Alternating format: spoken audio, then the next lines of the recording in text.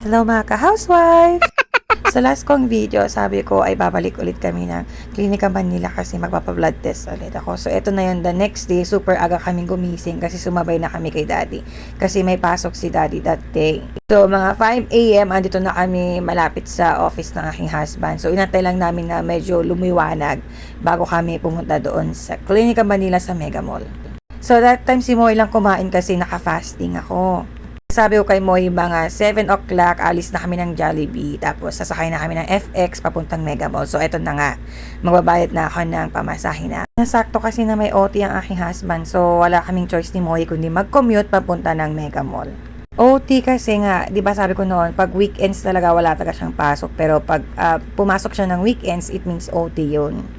Tawa ng tawa si Moy kasi ang bilis ng takbo ng aming FX. Tapos parang bump car, biglang preno. Tapos mabilis na naman, tapos preno na naman. Kaya yun si Moy ay tuwang-tuwa. Kami na lang natira kasi mga kasabay namin na pasahero ay bumaba na sa Robinson's Galleria sa Ortigas. So, that time, kami na lang ni Moy ang natira na pasahero. Tapos sabi ko kay Moy, I remember I worked here in Ortigas before. Tapos tinuturo ko sa kanya kung saan yung building ako dati nag-work. Buti na lang itong anak ko hindi nagreklamo that time kasi minsan pag sobrang aga namin na umalis ng bahay, medyo tagang moody siya. And hello pala sa aking mga social na friends. I'm here in the podium. Charot. Social kasi yung mall na yung podium na yan. Kasi mga mayayaman mostly ang napupunta dyan. So, finally, we're here at SM Mega Mall Building A. So, eto na. Maglalakad na kami ni Moy papunta sa gilid dun sa may parking area. So, pag sobrang aga mo talaga, ito lang talaga yung way papunta sa Klinika Manila, dun sa back door nila. Kasi sarado pa nga ang mall kasi mga 10 a.m. pa magbubukas ang SM. So, andito na kami sa may fire exit area. So, dito talaga yung paakyat papunta ng Klinika Manila. Pag pupunta ka dun sa back door nila kasi open na sila pag 8 a.m. So, mga this time, mga 7:20 pa lang ito. So, pag akyat namin yung anak ko ay nag-high sa guard sa gilid. O, diba? Ito kasing Klinika Manila ay na-discover namin mga way back 2009 or 10 dahil nga sa aming uncle na dito rin siya nakiklinik, isang clinic na pinupuntahan niya. Pero marami pa siyang ibang clinic and hospital. Yung hospital talaga ay sa Lourdes, Our Lady of Lourdes Hospital. So ayan, nakapila na kami ni Moy. So yan, o diba, nag-araw-araw pa ang inyong housewife. And then, yung aking anak, charot. Ayaw pakita. So, time check mga ka-housewife is 7:30. So, may 30 minutes pa para maghintay. And finally, 8 a.m. na at meron na akong number dun sa verification. Per that day, yesterday, nakapagpa-approve na ako ng health card, ng HMO. So, naghihintay na lang ako ng number. So, andito na kami sa laboratory area. Yung anak ko, feel at home na naman at nakahiga na naman. Ilang saglit lang tinawag na ako ng medtech para kuha ng sample. Pero alam niyo ba mga ka-housewife, nahihirapan mostly ang mga medtech na kumuha ng blood sample ko kasi aside from mataba, ang aking mga kamay, and malalim at maninipis yung aking ugat. So, naalala ko nung na-hospital din ako last year. Medyo yung mga medtech doon sa hospital, 1 week kasi ako na-confine that time. Nahihirapan sila maglagay ng swero and yung kumuha ng sample sa akin kasi ang ninipis ng mga ugat ko, pumuputok talaga sila. Makuhanan ng dugo. Parang maliit siya, ma'am. Kasi lumalaki naman yan kapag nakukuha. Oh. Maraming po. So, di ba ang gana kamay niya? Pala na kayo dito sa Klinika Manila. Thank you. Bali, 12 Siya yun. Thank you. Super happy ko kasi nakuha na ako agad ng blood sample at tapos ang gaan ng kamay ng medtech. Tapos ito, mga 12 noon daw pwede ko na makuha yung results. So, while waiting mag-open yung SM, ay ito, nag-cellphone muna kami ng aking anak na feel at home na naman. This is the front entrance of Klinika Manila. So, mga 10 a.m. nagbukas na yung mall. Lumabas muna kami ni Moy habang inaantay yung 12 na PM na releasing ng aking results. So, sabi ko, kain muna kami.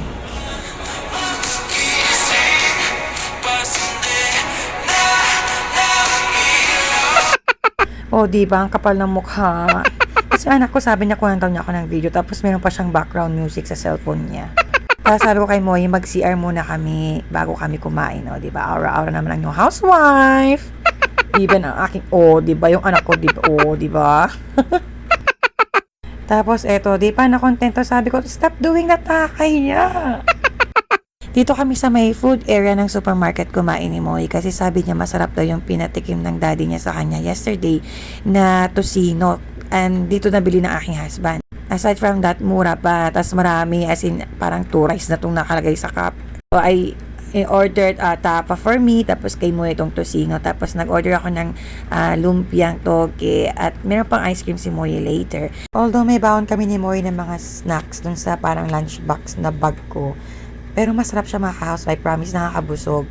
And sulit na siya sa price niya. So, yan. Nag-try din si Moy ng aking lumpiang toge. Pero, may sumabit na toge sa kanyang teeth. Kaya tawa na ng tawa naman si girl.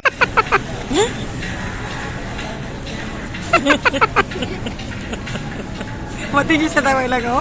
What are we gonna do? Stay here And then, for until 7 o'clock. sabi niya kasi mag-stay daw kami doon until 7 p.m. Wag daw muna kami umuwi pagkakuha ko ng results. Tapos sabi niya, you walk because your arms are super fat. Sabi niya. Pero sabi ko sa kanya, hindi pwedeng magpagabi kami kasi nga malayo pa yung uwian namin. And ang promise ko na lang sa kanya is maglalaro siya sa arcade after namin kumain. So ayan siya, oh. Ganda-ganda ako sa daughter ko. So ayan, bumili muna ako ng turon para naman may merienda pa ulit mamaya.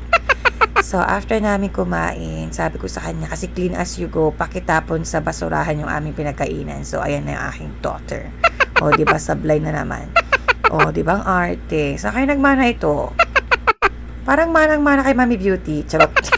Hindi. Siyempre, mana sa ina. Siyempre ako. I thank God na meron akong masiglang anak at masayahin na katulad ko din. And then, after that, naglakad-lakad na kami at pupunta na kami sa arcade area kung saan siya ay maglalaro.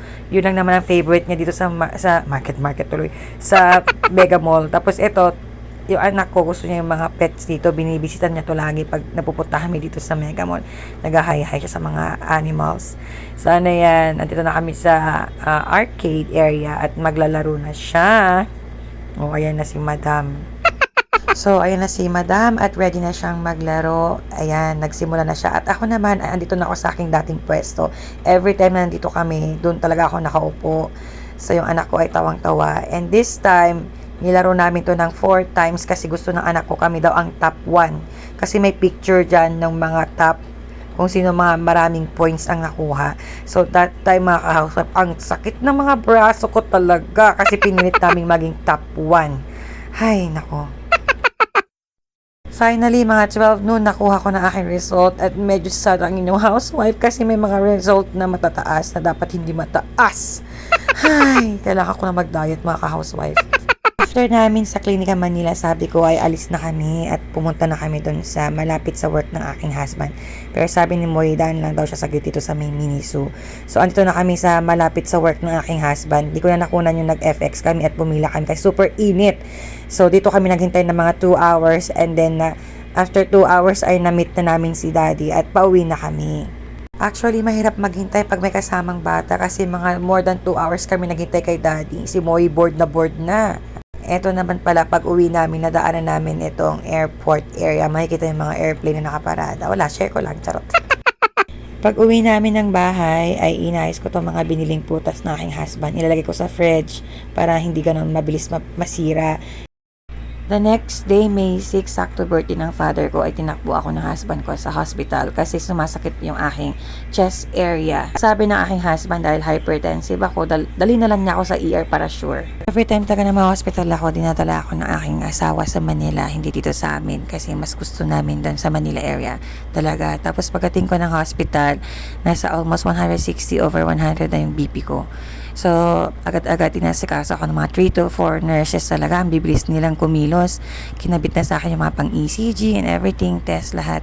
Tapos, minonitor nila yung aking heart. So, thankful to God na okay naman yung mga result ng test ko. Yung ECG, yung x-ray, and yung blood test. Nung bumaba na yung BP ko, pinayagan na nila ako umuwi. Tapos, pag uwi ko, nagbihis lang ako. Tapos, natulog na ako. Pag gising ko, hindi ko napansin. Nakakabit pa pala sa katawan ko tong mga to, hindi ko natanggal. So, ang advice sa akin, hindi ako pwede magtrabaho ng mabibigat. Yung mga activities na mapapagod ako, bawal sa akin yun. Tapos, ito yung pinaka-hate ko, yung kinukuhaan ako ng dugo. Kasi super nagkakapasa sila pag kinukuhaan. Tapos eto, nag-rest lang talaga ako today. Nagbasa-basa ako ng Bible. So yung mga tupiin ko, hindi ko muna ginalaw. At dyan na muna, mag-rest muna ako. Buti na lang yung anak kong si Moy ay nauutusan ko pag may kailangan ako. Tapos, kailangan ko din mag-diet. Like, I have to eat low sodium, low fat na mga pagkain. And then, less muna ako sa mga nakakapagod na trabaho sa bahay. So, I hope you enjoyed this video kahit about health na naman. Thank you for watching mga ka-housewife. Hanggang sa muli. Bye!